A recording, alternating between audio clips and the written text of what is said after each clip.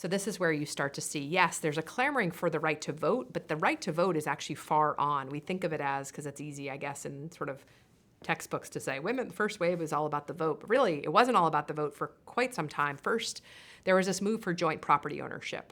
And what's fascinating about the history here is that you have John Stuart Mill, who's arguing for what's called separate property ownership, and then you have the women's rights advocates arguing for joint property ownership.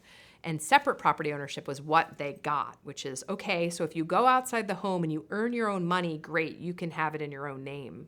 But that wasn't all that helpful because most women didn't work outside the home. Their great productive work was inside the home. So all they wanted was a joint share in the property, which is what we have today. Finally, in like the 1970s and 80s, women actually achieved this, where they're putting collaborative work into the home. It's economically beneficial for the life of the home, for the homestead, and so they should own it jointly.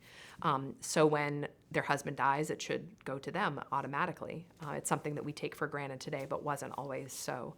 So that was kind of the first move that they made, was joint property ownership. And then over time, of course, voluntary motherhood, as I spoke about, kind of the rights within marriage to say no to sex.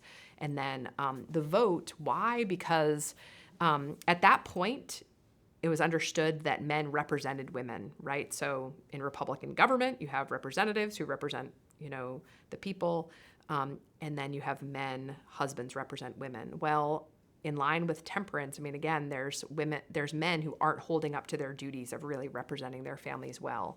And so temperance kind of is hand in hand at that point with the vote, because as, Frances Willard, the head of the Christian temperance movement, women's movement, said that it's like, we need the home protection ballot. She said that the 10 commandments are voted up and down at every election, and women need to be out there, her women in the temperance movement, voting those commandments up, because we need the home protected. We need the goods of the home protected. And there was less confidence, I guess, that men were doing that because of the bottle.